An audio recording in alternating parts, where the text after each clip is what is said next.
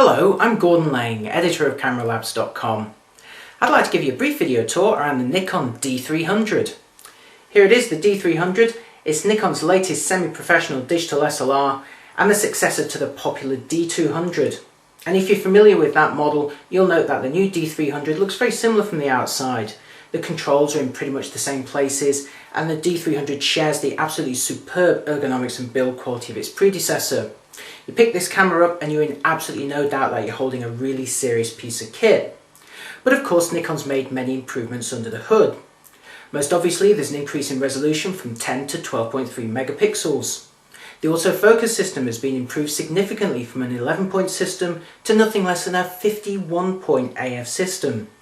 The continuous shooting speed has also been sped up from 5 frames a second to 6, and that coupled with the new AF system makes this an ideal camera for fast action photography. Around the back of the camera, Nikon has enlarged the screen to 3 inches and also made it a VGA model. That means it's got double the number of pixels as its predecessor, and that makes playback images look absolutely fantastic.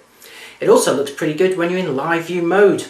Yes, like a lot of cameras these days, the D300 can use its main screen for composition, and there's got a couple of neat tricks that I'll show you in just a moment. But right now, let's take a look around the D300's controls. The D300 has 2 control dials, one at the front for your finger and one at the back for your thumb. The top right surface of the camera is dominated by this large LCD information screen that even includes dots for all 51 auto-focusing points. The rear of the camera is dominated by the 3-inch VGA screen, and to the right of that an 8-way rocker that allows you to cycle through your images or also select the active focusing point when you're taking pictures. Below there, a switch that allows you to select the different autofocus area modes, and below that a lever that will spring open the compact flash memory card slot. And the D300 is fully compatible with the UBDMA standard. To the top left of the body, you've got 3 buttons here for quality, ISO and white balance, and you simply press and hold these while turning a dial on the right hand side. You'll also notice a dial underneath here. This is the release mode. If I press and hold this lock here, I can change it from single to continuous to live view, self timer and finally mirror lockup. On the side of the body we open a flap here to have a look at the ports. At the top, a traditional composite TV output. Below this, a full-size HDMI port for connection to HD TVs. Below this, a DC input and then a USB socket. And finally, round the front, 2 more flaps that open to reveal a PC sync port for external lighting and an accessory port here for things like the cable release and the GPS cord. Now let's take a look at the D300's menu system. So running down the left hand side you've got the different menu settings. You've got the playback settings, shooting, custom settings, the main setup menu, retouching of existing images and the My Menu page. Now the D300 offers an enormous array of custom settings. If we have a look at the autofocus system, just for starters there are no fewer than 10 different custom settings for the autofocus system. And the really nice thing is that if you press the question mark at any time, it will give you some information about what that particular feature does. Putting the D300 into play now, we can see some of the options that are available. There's several pages of information that you can cycle through for the pictures that you've taken. This first one here shows quite a large thumbnail in the top left corner and a brightness histogram here with some shooting information below it. Push the rocker down and we get a full view of the image complete with the actual active focus points used when we took that picture.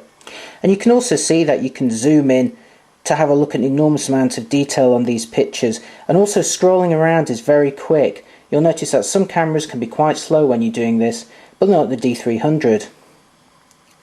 Let's have a look at some more information. Here we've got a page which has the red, green and blue histograms, and then like some other Nikon DSLRs, we've actually got some pages of shooting information here. While we're in playback mode, it gives me a chance to show you some examples of active D-lighting in practice. This is a new feature on the D300, and this picture here was taken with active D-lighting set to low. I've got a couple coming up set to normal and high of exactly the same picture, and what I'd like you to do is keep an eye on the shutter speed, the actual picture itself and the histogram. So here we are at low, now normal and now high. I'll go back through those. So low, normal and high. Now you'll notice that active delighting has actually boosted the midtones and shadow areas slightly there, but that quicker exposure has ensured that highlight areas like these windows here have not been washed out. We've got a lot more information on that in our full review at cameralabs.com. Now the D300 may have a very detailed screen on the top, but if you press the info button while you're taking a picture, you can actually display all that shooting information on the back of the screen. And this can be really handy when you've got the camera mounted on a tripod, and you can also change those settings so that the background is dark and the fonts are light, which is really handy when you're shooting under darker conditions. Now let's take a look at the D300's live view modes. To do that, I'll go into the menu system and you'll see that there's actually two different live view modes, handheld and tripod. I'll show you handheld first because that's the default. Now with the release dial set to LV, all you need to do is press the shutter release button all the way in, and you're now in live view mode. And because we've got the viewfinder grid turned on actually in the camera, we see a replication of that on the screen here.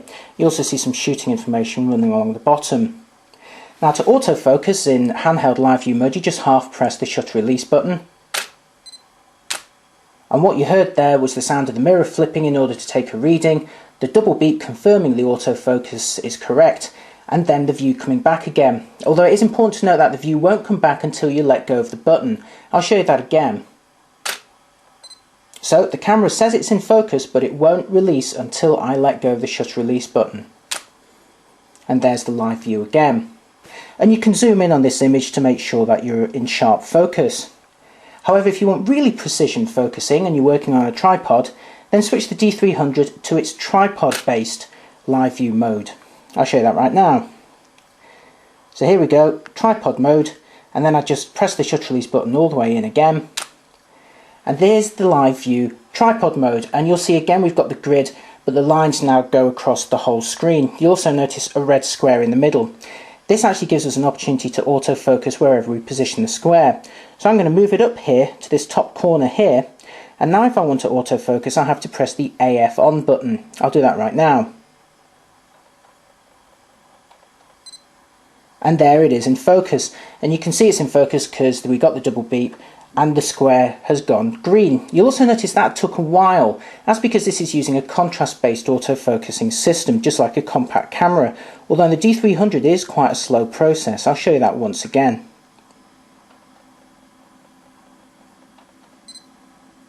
So it's slow, but the one benefit is that we didn't lose the view while we were focusing. That's the benefit of the tripod-based system. The other benefit is being able to zoom in a massive amount until we're actually looking at the picture magnified 1:1. So this is every pixel on the screen represents every pixel on the sensor. And this allows us to manually focus very accurately. I'm just turning the manual focusing ring here. As you can see, it's possible to get that absolutely spot on. The Nikon D300 is a very powerful semi-pro DSLR that excels both in traditional photographic respects and also in terms of the latest gadgetry. In use, this camera handles like a dream. The build quality and ergonomics are superb. It's very quick and responsive, and it's also a joy to compose your shots whether you're using the optical viewfinder with its 100% coverage or that detailed VGA screen in live view mode. However, the D300 is not without its downsides. The anti-dust system didn't prove particularly effective in our tests, and unlike its rivals, there's no live histogram in live view mode. However, the biggest problem facing the D300 is its price. At the time we made this video, the body-only price of the D300 was about 40 to 50% more than that of, say, Canon's 40D or the Sony A700. Now, in terms of image quality, the D300 is roughly equivalent to the Sony and only fractionally better than the Canon and other 10 megapixel DSLRs. Certainly you shouldn't be upgrading to the D300 from a 10 megapixel model expecting much better image quality. You're upgrading to this camera because you want its build quality, its handling and its features. If you can justify those for the money, then you'll end up with an absolutely superb DSLR.